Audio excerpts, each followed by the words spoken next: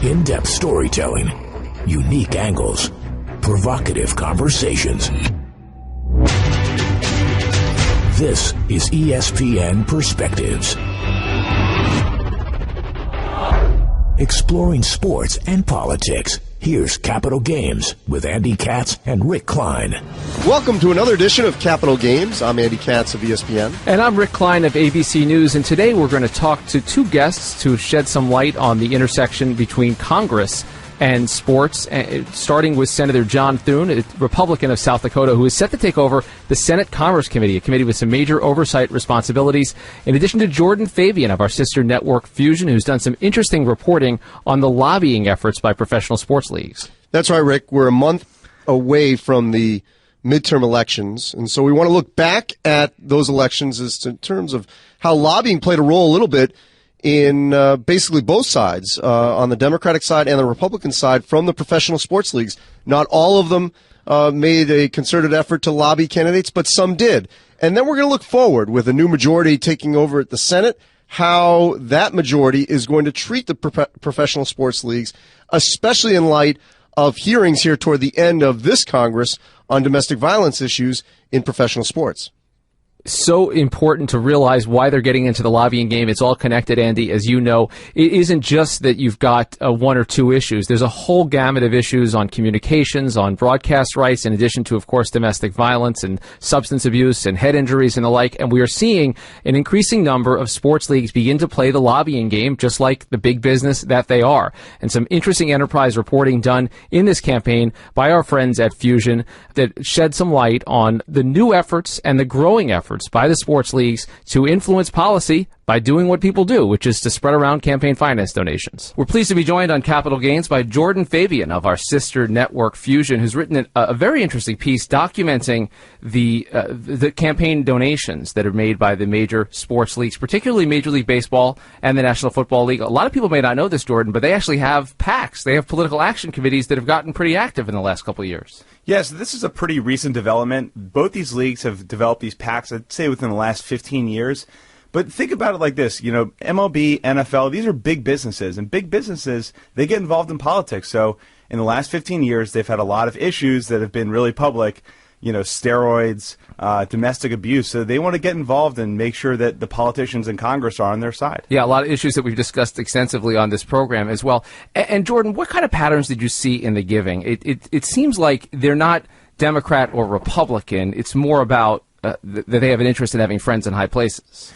That's right. They want to donate to the people who are already in power. They'd rather deal with the devil they know rather than the devil they don't know. So if you look at the donations, Democrats in this past Congress controlled the Senate, so they were giving more to Democrats there, but they were giving more to Republicans in the House.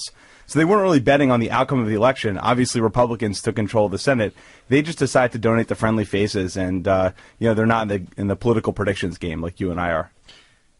Jordan, what was maybe the one issue that sort of maybe was more important than the other? Was it perhaps satellite TV, something related to to the management of that might have driven a little bit more of their donations? Yeah, so then that gets us into another area, which is lobbying. But yeah, they're giving to people on these committees that deal with satellite issues, FCC issues. As you know, the FCC just struck down the NFL's blackout rule, and that was a big deal. We saw a lot of giving to the House and Senate Energy and Commerce committees, which oversee those issues, but also issues dealing with drug enforcement. We saw on Monday the DEA come down and I guess raid these NFL teams over prescription drug abuse. They were giving money to those members on those committees as well. So with that being said, how much influence do you think that these lobbying groups have on these members of Congress? I think it depends. I don't think that really money buys their position, but I think it does help in some cases. We saw, my piece, I pointed out that one Republican lawmaker received a donation from the NFL, and he kind of took it easy on them on a concussions in the concussion hearing that they held last year. But then former player, right? No, that was actually Lee Terry, who actually lost, one of the few Republicans who lost this cycle. But if you look on the other side, Ed Markey is another guy who got a lot of money from baseball, And then he gets up there in this huge speech about global warming and basically compares global warming to steroid use in baseball. So, that's the biggest recipient of MLB PAC money, and that's what he's doing on the Senate floor.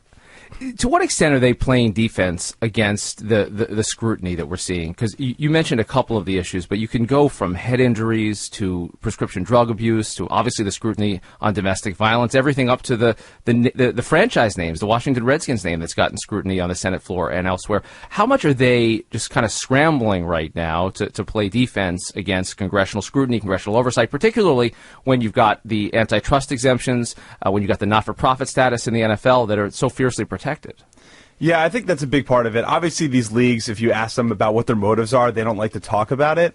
But if you look at the patterns, yeah, that's what it looks like. So, for example, the lobbying spending from the NFL spiked in 2009 and 11. So what was going on then? It was the concussion issue, and you had the NFL lockout in 2011. So they were making sure that, members of Congress, obviously getting angry calls probably from their constituents saying, where are my games, that they're not going to go crazy and hold a hearing. I think the steroid hearings in 2005, I think, were a big thing, and I think the sports leagues want to try to avoid that type of thing at all costs. And as you say, they don't like to talk about what they're doing, but there's no question that they're playing the political game. They're playing the political influence game. They know what's happening here, and it's not like these sports leagues can pretend that they are a separate entertainment-only entity that has nothing to do with the big business and the big business issues that affect any companies. Not at all. And, I mean, honestly, if you look at Major League Baseball, they've been intertwined with Congress almost since the beginning. I mean, their antitrust exemption has been huge business for them, going back to the 1915. So, this is something that, they are big businesses, like I said at the top, and they have to protect their interests. And part of that, in today's country is donating to political parties and making sure their interests are protected. Jordan, I don't know if you can sort of dive deeper into the woods here about how, this process works, because there's so many competing interests. I mean, obviously, as an entity, the NFL and Major League Baseball have, a certain agenda. But within that, you could have political differences among ownership. Someone might on the surface assume that some owners or most owners, might lean toward the Republican side, but that may not always be true. The commissioners, may vary in terms of their political party affiliation. So how is that all settled when they have a lobbying group working on their behalf and there may be so many different interests? So I would look at it this way. The PACs, I think, are there to sort of protect the interests of the league, the business interests of the league.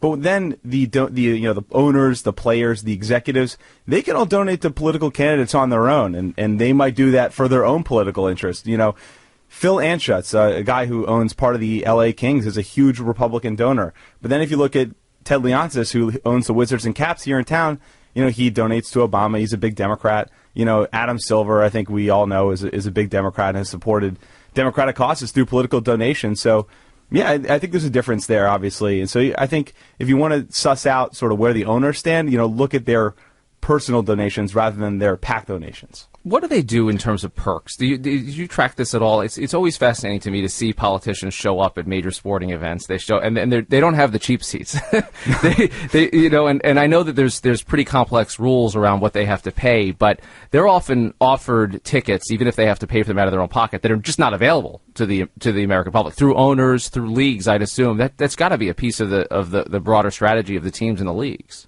Oh, absolutely. And I think, but on the local level, it's interesting because there was this whole issue here in D.C. When they decided to, I guess, ban like council members from accepting the tickets, Nats tickets. Yeah. And that was like a big deal because they built all these luxury seats behind home plate and all the council members were pissed. And you remember the taxpayer financing that went behind that stadium. The council members were in the middle of that. Of course, yeah. But then I think the one interesting thing is you see these fundraisers happening at like luxury boxes. Yeah. And, you hear about what's going on at Texas Stadium in Dallas. I mean, and this is maybe even beyond politics. The business deals are being cut at halftime. You have 12 minutes to essentially make a multi-billion-dollar business deal. The clock is literally ticking. Exactly, and I think that's part of it, right? It's like you're up against the gun. So, I think that this is all obviously intertwined now. That these stadiums are now places to do business and not just watch a ball game. So why no NHL and no NBA here? So those leagues obviously aren't taking in as much money as the NFL and MLB are. So I mean, as the revenues grow, I think both sports have growing revenues. Maybe we'll see them start to get more involved. But right now, they are big businesses, not as big as those two other leagues, and I think that they sort of would prefer to fly under the radar as long as they can. And having the teams are still very involved. Or the team owners can be involved as they wish, but it's not the league PAC that's doing it. That's right. Yeah. They don't have a PAC at all. So if those owners, like the two I mentioned before, want to donate, they can. The players want to donate, they can. But the league itself is not sort of lobbying and spending money on candidates to protect their own interest. A fascinating bit of reporting, and we know a lot of this will be changing here in the new Congress. Jordan Fabian of our sister network, Fusion. You can check out his work at Fusion's website. They're doing a lot of interesting work on issues that a lot of which are just kind of flying under the radar screen here in Washington. Thanks, Jordan. Thanks a lot, guys. We're pleased to be joined on Capital Gains by Senator John Thune, Republican of South Dakota, and the incoming chairman of the Senate Commerce Committee, currently the ranking member of the Commerce Committee. And Senator, it seemed like you had a pretty tough message for the sports leagues this week. A lot of questions about how much scrutiny there will be of the leagues for various areas where there's been so much scrutiny. What's the takeaway from your perspective? How do you plan to conduct oversight of the leagues when you take the gavel at the Commerce Committee?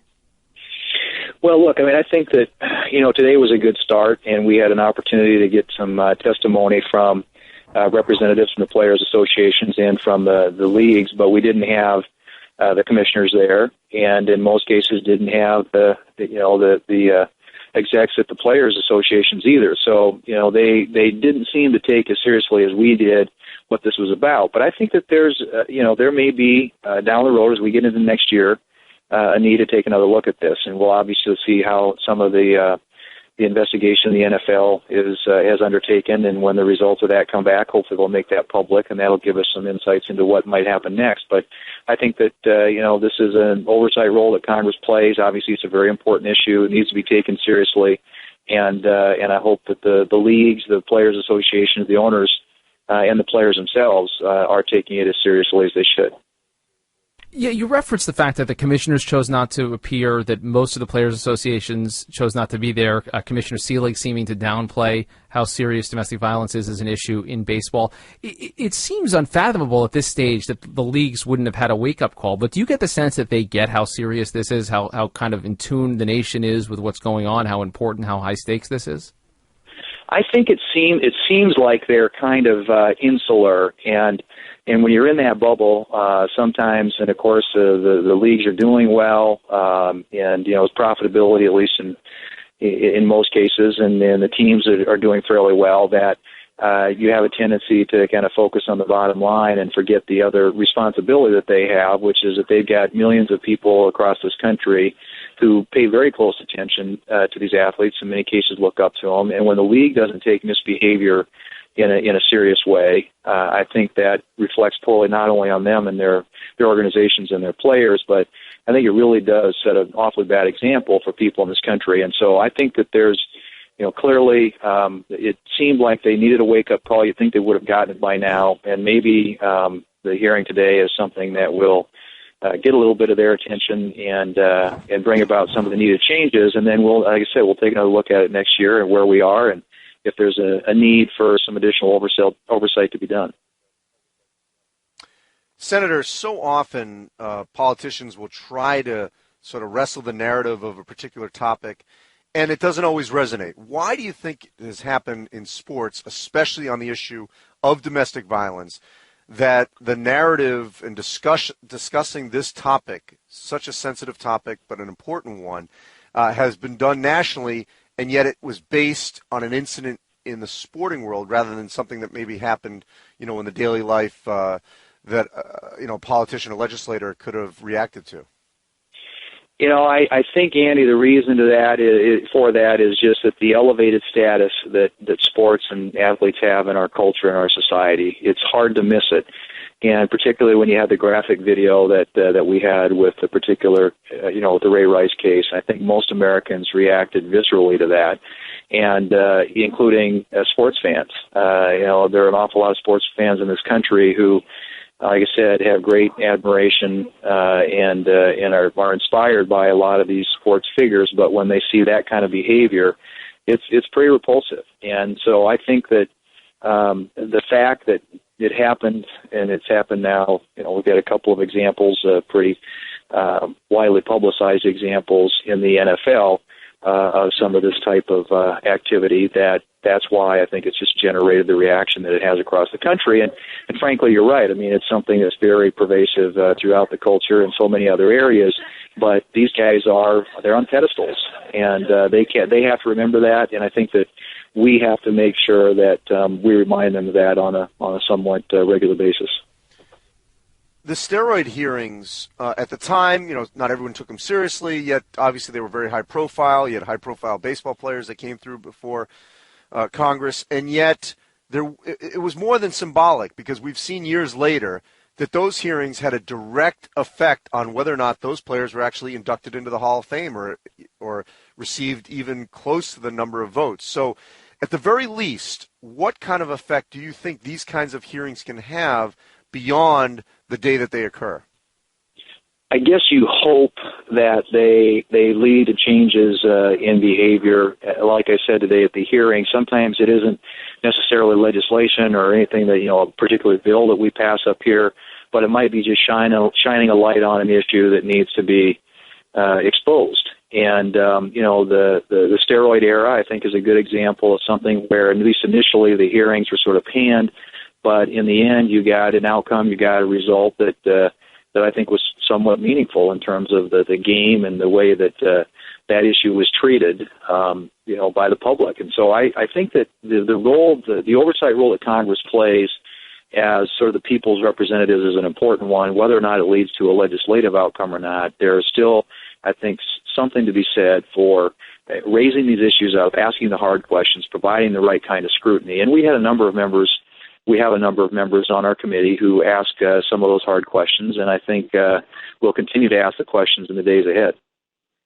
I think you made a great point about not needing legislation necessarily, and that's clearly what happened in baseball. It was just the public scrutiny that changed behavior. I think you can make an argument that that's happened with the scrutiny over sexual domestic violence, and this is in a lot of ways. But as you know, the leagues come to Congress and need from Congress certain special treatment, whether that's on communication laws or copyrights, whether that is in the very lucrative world of things like the tax-exempt status or antitrust exemptions. To your mind, do sports leagues get some kind of preferential treatment in Congress? Is that something that should be wielded as a potential weapon when you're trying to get the leagues to understand the severity of their actions?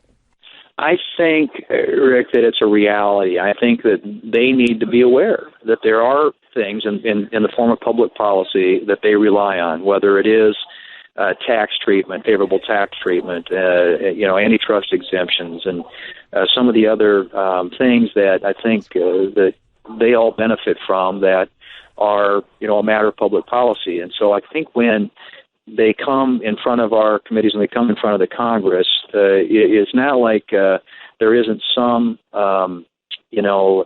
incentive there for them to at least pay attention to the issues that we're trying to raise. And I hope that continues to be the case, because obviously, as you point out, there are areas where they have benefited and continue to benefit from public policy decisions that are made here. And I think that's why there is the Commerce Committee is a committee of jurisdiction. It has oversight for some of these issues, and it has been used with regard to steroids and concussions and other things.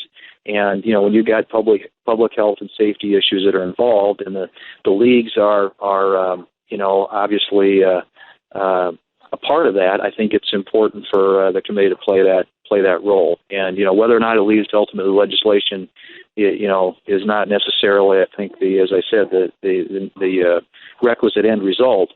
But I think it's raising these issues up and making the leagues and the players' associations, the players, the owners, accountable. And clearly there's, I think, a reason for them to care. And the reality is they do get a number of favorable public policy treatments as a result of policies coming out of Washington. When you look at this, not just as a senator, but as a father, as a member of the community, it seems like sports has transcended into more general society in so many ways. Is it getting better in the sense of players, owners, league officials realizing that yes, what they do on the field, off the field has a larger impact, or are the players getting more insular and the leagues getting more insular and more disconnected from society? When you look at this over the last couple of decades, is it moving in the right direction in your mind? That's a good question, and one I'm not sure I have a good answer for. The one thing I do know is that the exposure that these guys have now through social media, and I mean, when I was growing up, and I was a huge fan, I mentioned this at the hearing, baseball, football, basketball. I mean, I lived and I wrote papers about these athletes, and you idolize them, and we didn't have access to in the way that we do today, and so it's very different. And they have public profiles and platforms that give them tremendous influence, tremendous power over the culture, over society, and how that's used is really important. And I sometimes think that in that insular world that they live in, maybe they don't realize how important that role is, how important that example is. But the power of example is a powerful thing, and it's one that shouldn't be taken lightly. And it's, I think, the need to make sure our athletes understand the celebrities that they are, the role they play, the influence they have in our culture is important. And I think it's gotten more. They clearly have more ways in which that gets out there today than they ever have had before. Whether they're more aware of that or not, or how they react to it, I'm not sure I know the answer to that, but I certainly hope that they take it seriously. So what are your teams in South Dakota growing up? Who are your guys? Well, South Dakota, by and large, is Minnesota Viking country. I'm a kind of anomaly. I've been a Packer fan since the Bart Starr era. So, I tell people I lost my first Senate race by 524 votes, that being an out-of-the-closet Packer fan in Viking country may have cost me my first Senate election. But, of course, we have the Twins, and you get west of the Missouri River, you've got some Denver Broncos fans, Rockies fans. Growing up, I was a Dodger fan, Packer fan, Laker fan, and my younger brother was a Cowboys fan, so it kind of varied. But in the state, at least, it's usually the neighbor states that have the most allegiance, the biggest following. I like this, the independent-minded Thunes thinking about their teams very critically. Very nice. Yeah, that's right. All right. Senator John Thune, a Republican from South Dakota, incoming chairman of the Senate Commerce Committee. Thanks for being here on Capital Games. Great being with you guys. Thanks.